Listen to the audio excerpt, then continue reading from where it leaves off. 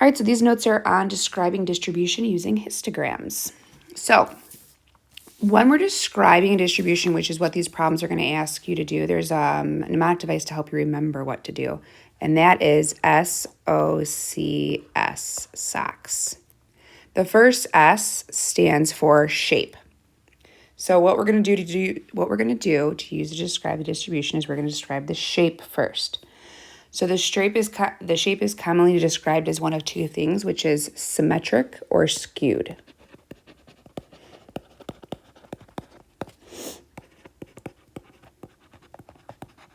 Okay, so here's a little chart that describes each type of those things. So if you're describing it as symmetric, that means that would look like so. Somewhat, it doesn't have to be perfect, but as you read the description here, the data is evenly distributed on both sides of the mean, and the mean and the median should be the same, okay, approximately equal. And then the equivalent amount of data should be to the left and to the right. It should look like a bell-shaped curve. That is a symmetric distribution.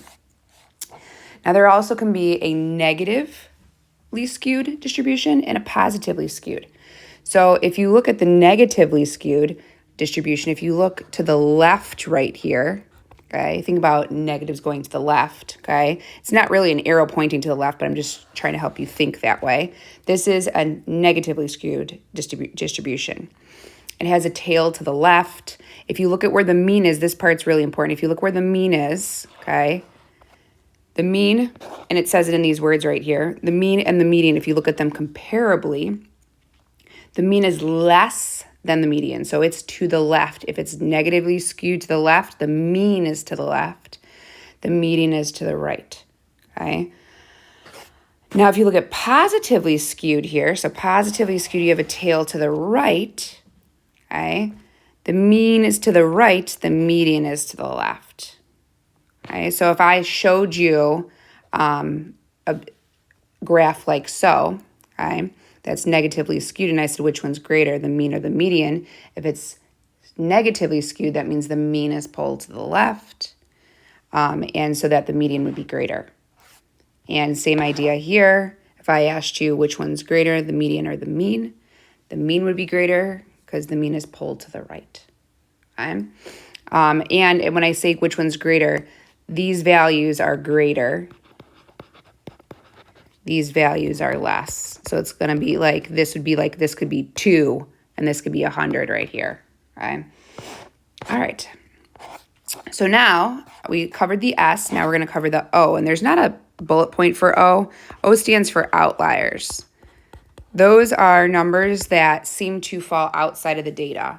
So if you have a bunch of data and you have numbers like 2, 2, 3, 4, 7, 8, 9, and then 156.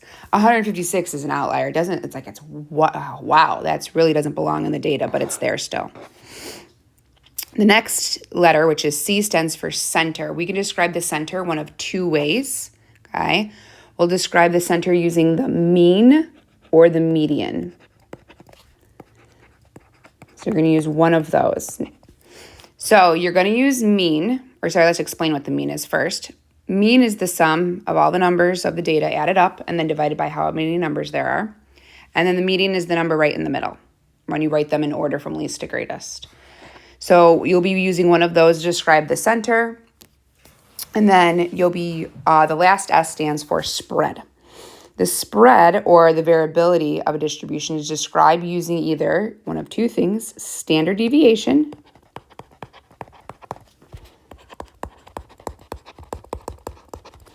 or the 5-number summary. So the 5-number summary is broken into quartiles,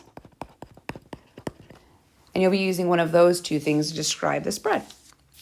So what's the difference between the two? Standard deviation is the average amount by which individual items deviate from the mean. So if you took everything and saw how far it was from the mean and you took the average of those numbers, that's the standard deviation. And then the 5-number summary includes the following things. There's the minimum value, and usually that's abbreviated by min. The lower quartile, Q1, the median, which is usually abbreviated MED, the upper quartile, which is Q3, the maximum value, which is usually abbreviated max. So if you look, there's 5 things, hence why it's called the 5-number summary of the data set. Then there's also 2 things that you need to know, which is the range. The range is the difference between the greatest and the least value. So to get the range, all you're going to do is you're going to take the max minus the minimum. And then you also are going to need to know how to find the interquartile range. That's the difference between the upper and the lower quartile. So all you're going to do to find that is you're going to take Q3 minus Q1. Okay, so I'm going to show you how to put this in your calculator, but you can find all of these measures of center and spread in your calculator by using the statistics button. You then go to calculate one variable statistics. So I'll show you how to do that in your calculator. You also have to enter the data in your calculator, so I'll show you how to do that. Once the data is on your screen, we'll come back to this just so you can make sure you're picking the right things. X bar right here, so let me highlight what I'm saying, X bar. It's not highlighting, oh, my pen turned off, sorry. X bar right here, that's the mean, okay? Then when we're looking for standard deviation, we'll be using sample standard deviation, which is this one right here. That's your sample standard deviation. When you are asked for that, that's what you'll use. If you toggle down, you'll then see the 5-number summary. So this N right here tells you how many pieces of data there are, and then it tells you the min, Q1, median, Q3, and max. That's their 5-number summary. That's not anything that you would get confused by which one is which. Okay, so let's go ahead and jump into a problem here. So this is example 1, describe distribution using histogram. 20 members of a golf team each hit a golf ball as far as they could. The table shows the distance each member drove his or her ball. So there's that table right there. So the first table right here, this one here, I'm going to call this a table 2, says find the measures of center and spread. So when I say find the measures of center, we want the mean and the median, and we want the spread, we want standard deviation, range, and IQR. So let's go ahead and do that. So you're going to need your calculator. I'm going to pull up my calculator here. Okay. All right, so we are in the statistics chapter. So when we're looking for things in this for this chapter, we're going to hit the stat button. If you look for the stat button, if you look on the calculator, there's the second button. Right next to that's mode. Right next to that's delete. And right below that is stat. So I'm going to hit my stat button. And it highlights red for just a second. Now what you need to do is you need to enter this data. So we're going to click edit, which is option number 1. And now in list 1, we are going to type all of the data. Okay, so my calculator is slow. It's going to take me a second. So pardon the slowness of it. And you can fast forward for me typing if you'd like. So I have 2 185s, so 3 190s. So 190, 190, and 190. Then I have 5 200s. 1, 2, 3, 4, 5. Once again, if you haven't fast forward through this, I would if I were you. 5 210s. 1, 2, 3, 4, 5. 3 215s. 1, 2, 3. A 270 and a 280. Okay, so now once you've done that, we need these things right here. And once again, the directions are right here, okay, on how to get them. But you're going to click the stat button again. You're going to move to the right where it says calculate. Option number 1 is one variable statistics. You're going to hit enter. Now, on some calculator, your calculator screen might not look like mine once you hit enter. Mine just goes right into the information. If a different screen pops up when you hit yours and it says, hold on, sorry, I should have had it prepared. If it says list 1, L1, frequency list, calculate, what you're going to do is you're just going to scroll down to calculate and hit enter. Okay, so if that's what your screen looks like. Mine doesn't look like that. I'm just going to hit enter. Oh, it does. I didn't even realize it does. So I'm going to go down to calculate, hit enter. And now I'm going to see my one variable statistics. So first off, the mean, remember that's X bar. I'm going to write that down. Pen turned off again, sorry. New pen here. 209.25. I get the standard deviation right now too while I'm here. So remember we're using sample standard deviation, so that's SX 24.5. 0.6168. And usually in pre-calculus, we round to 3 decimal places, but since there's just 4 right there, I'm just going to write all 4 down. It'll be specific on what to round if in the future you have to. And then remember, you're scrolling down for the 5-number summary. So it tells you right there, n is 20, the number of terms in the data set. I want the median. So the median is 205. I want the range. Now remember, the range is one number. And to get that one number, you're going to take the max, which is 280. And you're going to subtract the min, which is 185. So 280 minus 185 is 95. And if you can use your calculator to get that, but I'm just going to use mental math here. Now, once again, your IQR is just one number. Okay, so to get the IQR, remember, which is the inner quartile range, abbreviated IQR, you're going to take Q3 and subtract Q1. Okay, so you're doing 212.5 minus Q1, 195.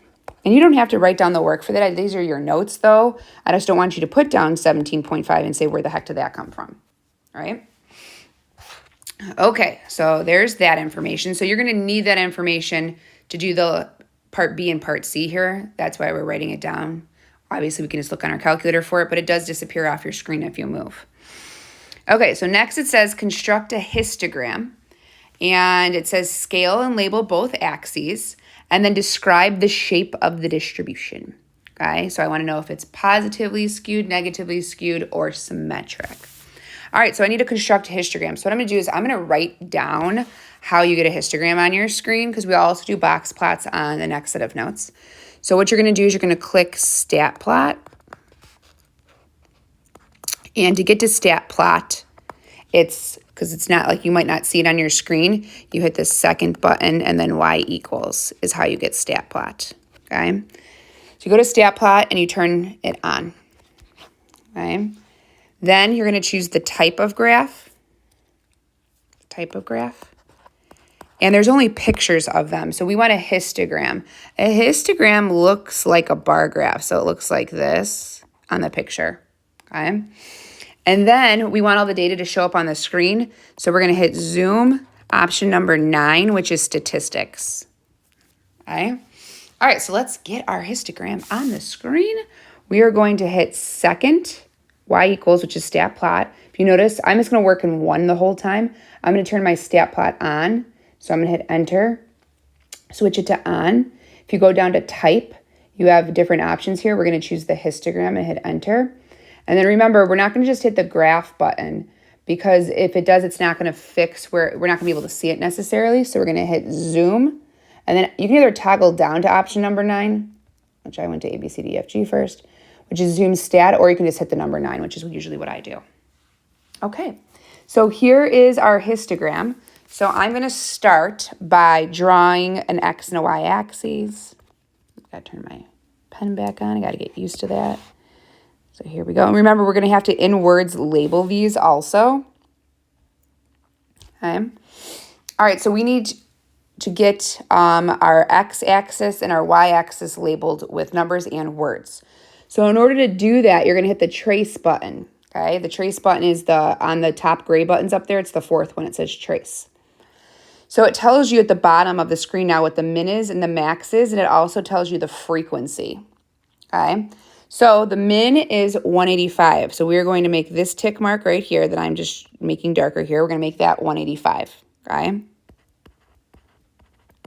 I'm going to actually extend this so it doesn't look like it's at 0. All right, and then I'm going to do, which is fine if it does, I just want it to look a little bit different. And then I'm going to make another tick mark. And that max is going to be 204. So I'm going to work with my x-axis. And then I know that the frequency, if you look, n equals is 10. So that happens 10 times. So what it's saying is that my data is in between 185 and 204. So if you look back here, my data is in between 185 and 204 10 times, which is this 10 right here. Okay. So I need my frequency to go up to at least 10 because it is the highest. So what I'm going to do is I'm going to make these tick marks over here. I'm going to go all the way up to 10. So I'm going to go 1, 2, 3, 4, 5, 6, 7, 8, 9, 10. So this is 10. I'm also going to label this frequency. I'm going to label halfway through too. 1, 2, 3, 4, 5, so I can just see it easier. I can label all of them if I wanted to. And this, once again, is always going to be frequency. So how many times it appears. And then I'll label the words for the x-axis in a moment, which is just whatever the table is labeled, which is distance traveled in yards by a golf ball.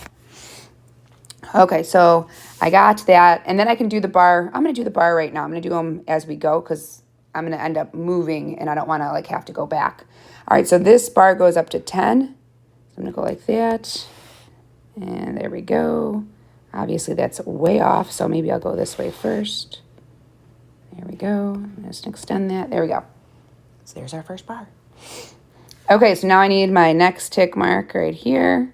So I'm going to move to the right. I'm going to use the toggle button to move to the right. That's 204 to 223. The 204 is already labeled 223. And you can see that that frequency is 8. So I'm going to go up to 8 right here. And then make my next bar. And then I'm going to move to the right to see what the next one is. Move to the right. There we go. And this is 223 to 242. So I'm going to do 242 right here.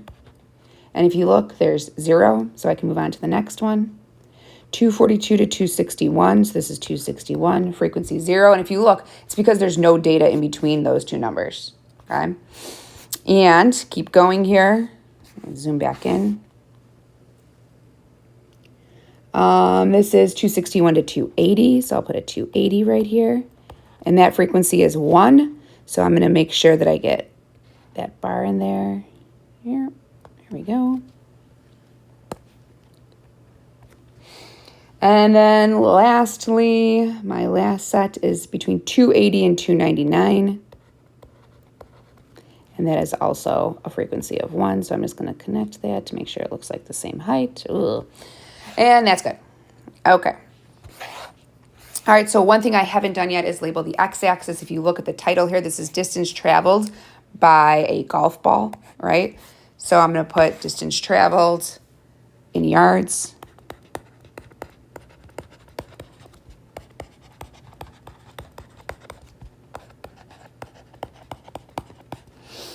Okay, so there's my histogram. Construct a histogram, check. Scale and label both axes, did that, check.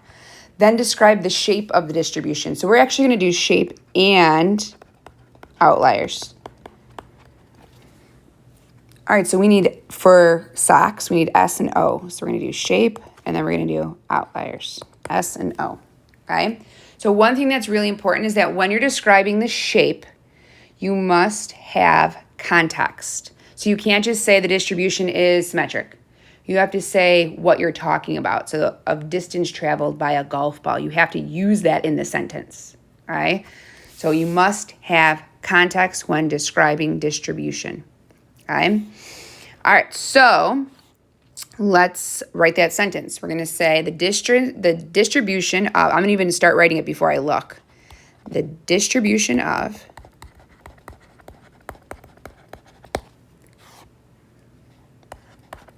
distance traveled by a golf ball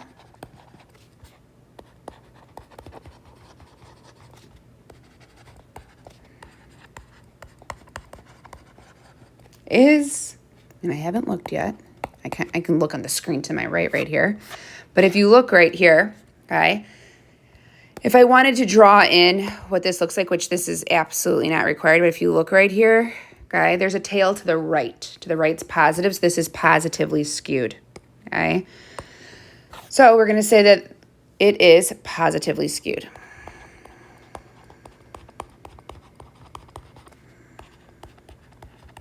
Okay, now we're going to look for any outliers. Now, a histogram doesn't show outliers, but if you look at the data, I'm assuming, not assuming, but the 270 and 280, like those people hit the ball real far. That was hit real far compared to the rest of them, right?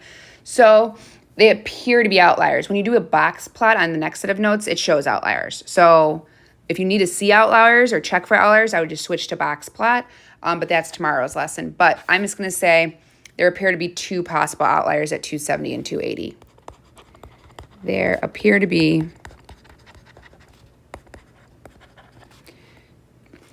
2 possible outliers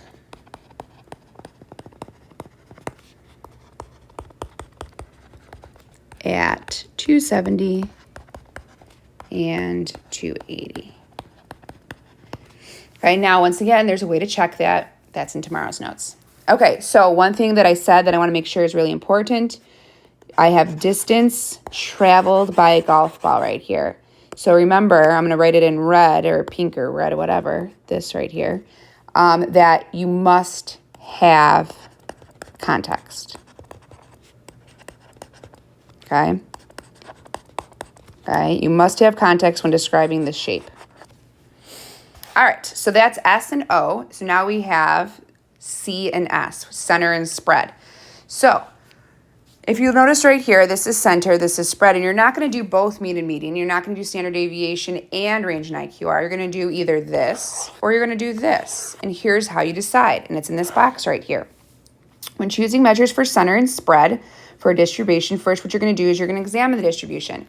If it is symmetric, free of outliers, you're going to use mean and standard deviation, which is this right here, okay?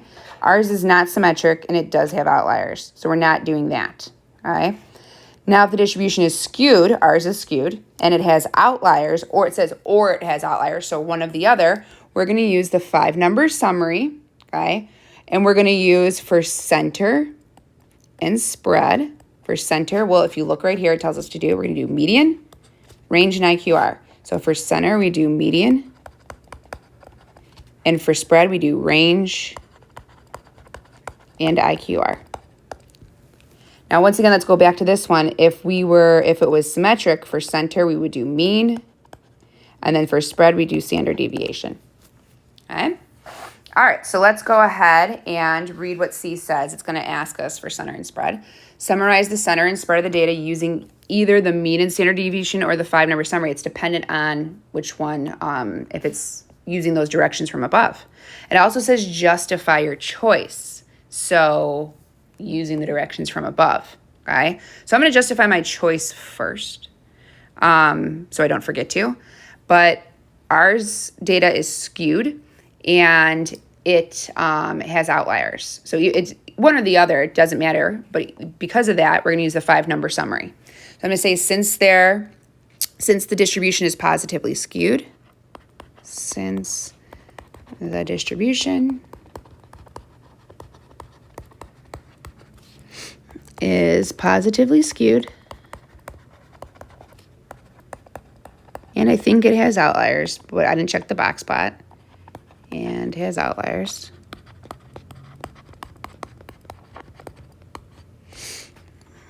I will use, or we will use,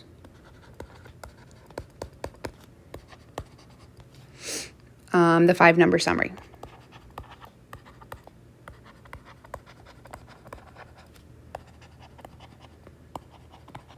So there's my justification, okay? So that right there is my justification of my choice. All right, so now I'm going to describe the center and the spread. So since I'm using the 5-number summary, remember, center is going to be described by the median, so I'm going to say the median distance.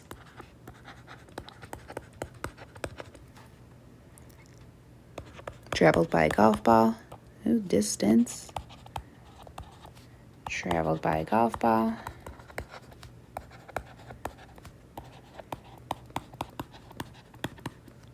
Is, or was, let me look, I forgot already, median was 205, so 205 yards.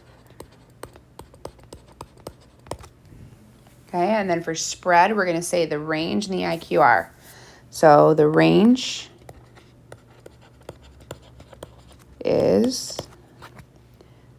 was 95, the IQR is 17.5. So the range is 95 yards.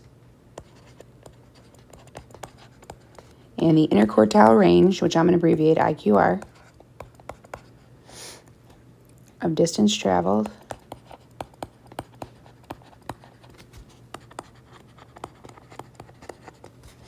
is 17.5 yards. Okay? So it's a lot of writing, which we're not used to in pre-calculus or math, right? And not a lot of, calculations here. Our calculator's doing most of it. But if you remember the mnemonic device SACS to help you remember, you know that for when you're doing center and spread. If it's symmetric, free of outliers, you're using mean and standard deviation. And if it's skewed or has outliers, you are going to use the 5-number summary. I think that it's pretty easy to remember how to do. Also, make sure that you have context in the shape when describing the shape. Okay, so we have 2 more problems left. Example 2 has to do with medicine, and it says a histogram for the number of patients treated at the 50 U.S. cancer centers in 1 year is shown. Which is greater, the mean or the median of the data set? Okay, so remember, we can tell based on the skewedness. So, and if it was symmetric, they'd be somewhat equal or exactly equal. But if you look at this, this is positively skewed, okay? So remember, we said when it's positively skewed, the mean is pulled to the right. So the mean might be like right here, let's say, and I'm just guessing where it is. And then the median is the number in the middle would be somewhere over here, right? So this would be the median. And then the mean is pulled to the right because of those bigger numbers, right? So which one's greater? If you look, remember this is the smallest, this is the biggest, the mean is bigger. So the mean is greater here, and we have to explain why, okay? Because it's positively skewed, so since the data is skewed, positively skewed,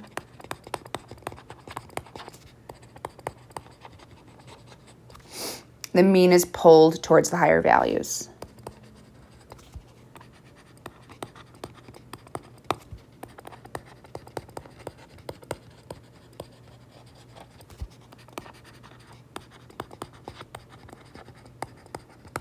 Okay. All right, so we have one more problem left, and it says example 3 is about the movies. It gives you the ages of patrons in a theater. And then you have to put the data in your calculator and then do a histogram and describe the distribution. So you have to do shape, outlier, center, and spread, and also make sure you justify why you chose center and spread. So it's the same as the other one. If you want to pause the video and try it yourself, I highly suggest you do that. But just to make sure the numbers are right, you can fast forward to the end of my problem to make sure you got it all right. But I will be doing it just in case you need to see it one more time, okay? All right, so what I'm going to do is I'm going to hit the stats button. I'm going to go over to edit.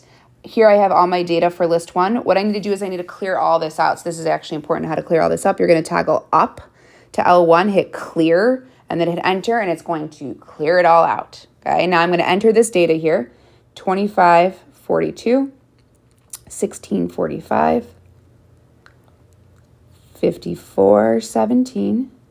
Trying to keep my eyes on the numbers and the calculator here so I don't mess up. 1416, 1639, 4040, 1812,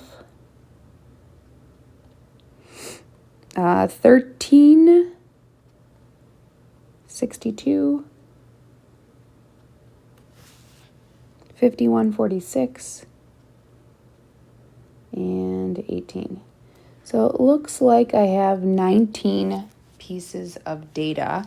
So I can check real quick. 1, 2, 3, 4, 5, 6, 7, 8, 9, 10, 11, 12, 13, 14, 15, 16, 17, 18, 19. Okay, doesn't look like I missed one, which is good. Okay, so I have all my data in there, and then remember I want to get my histogram. So I'm going to hit stat, move over to calculate. One variable statistic. I'm going to move down to calculate, hit enter. It's going to give me all of my information here. And this is, I must have messed up something because this data doesn't, I must have messed up. But no, it's right. I was going to say this data looks wrong, but it didn't. It does not look wrong, I should say. Let me look at my 5-number summary here to make sure. It's a quick check, right? So it says that there's 19, right? That's what I said there was. The minimum was 12. Double check that that looks right. I don't have any way of checking the median and the Q1 and Q3 right from looking at it, but 60, that looks fine. It looks fine. Hopefully it's okay. Okay, so we're going to come back up here because I don't know if I'm using, which one I'm using it. So there's my 5-number summary, so I need that. I don't know what I need yet, though, so maybe I should get my histogram first. I know I'm all discombobulated here, but I could write down all that information. I could write down the mean and the standard deviation and the 5-number summary right now, but I only need one or the other. So what I'm going to do is I'm going to create the histogram. So, and then I'll come back to this and decide which, and write down the information. So I'm going to do second stat plot. It's already on, but I'll go back up, my bad. And it's already on histogram, so I'm just going to hit zoom 9. And there it goes. So if you look, this is positively skewed once again. So I'm using the 5-number summary. So I don't need the mean necessarily, and I don't need the standard deviation. So that's why I just didn't want to write down all the information first. Okay, but I am going to draw my histogram.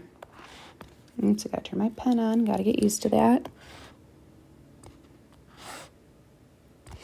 Okay, and remember I'm going to hit trace. This goes from 12 to 22. I'm going to make this a little bit longer just like before. So I'm going to make this 12, and then I'll do 22 here. And the frequency is 9, and it happens to be the highest once again. It's not always, but it happens to be. So I'm going to do up to 9.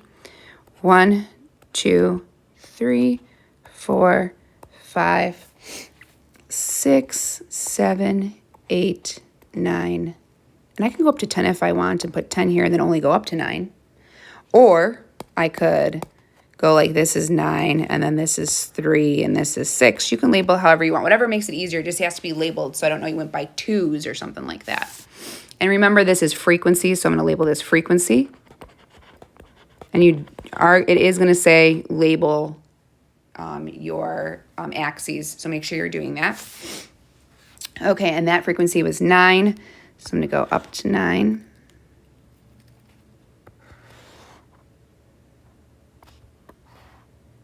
Right there. Okay, and then I'm going to move over to the right here. This is 22 to 32, so I'm going to make another tick mark. This is 32, and that is 1. So I'll go to 1, come down, good. All right, next, move over to the right. That's 32 to 42. And there are 3 people on that, so I'm going to go a little bit up here, go over, and go down, and then we'll go 42 to 52. That is 4, so a little bit more up and down. All right, next we have 52 to 62, and there's just 1. And then lastly, 62 to 72, and that is also 1. Okay, so remember, don't forget to label your x-axes. So once again, this was ages of movie patrons. So ages of movie patrons. Okay, so I need to describe the shape, outlier, centers, and spread. So I'm going to start with the shape. So if you look at this right here, once again, there's a tail on it to the right, so I'm going to say that it's positively skewed. It's not extremely positively skewed, but still it is. So the distribution of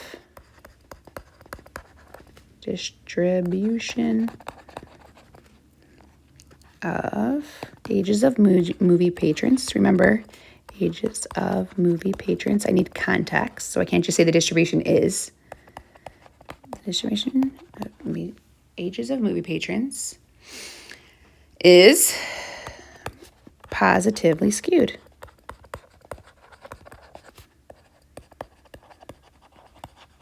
Okay. All right. Outliers.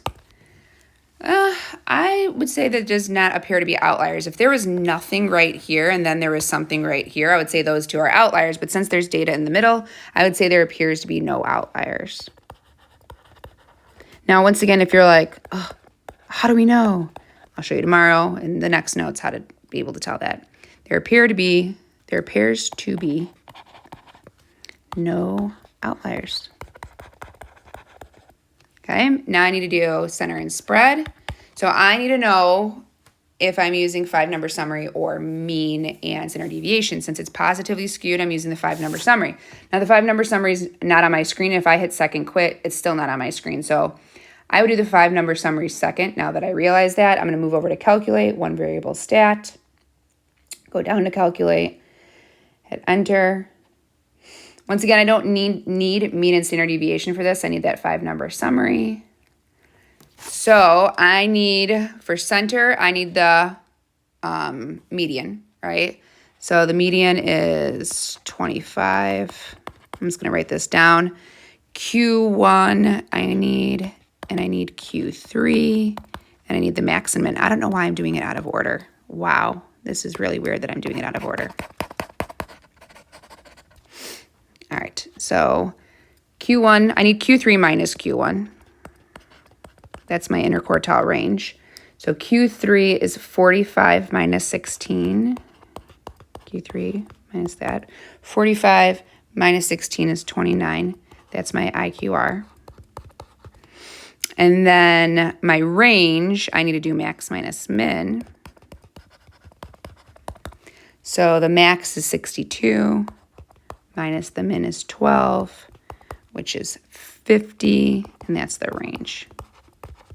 Okay, so those are the 3 things that I need. I know I did it out of order, but hey, that's how my brain's working right now. Okay, so for my center and spread. So first off, I'm going to say why I'm using the 5-number summary. So I'm going to say since the distribution, I'm going to erase this. Since the distribution is positively skewed,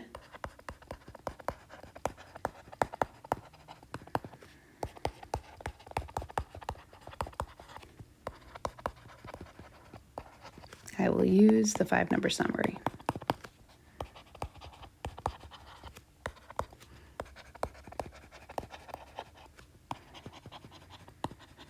Okay, so there's my explanation why, and now I'll do center and spread.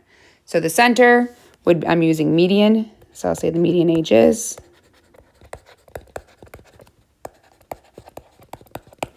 25 years old.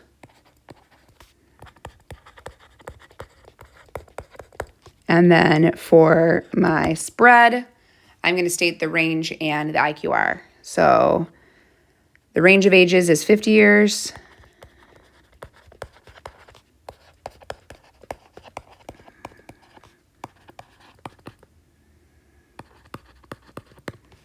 The IQR of ages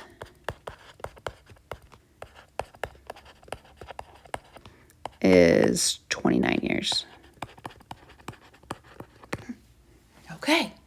All right, so hopefully you fast forward and tried that on your own. Once again, if your sentences are a little bit different than mine, it's okay as long as the information is the same.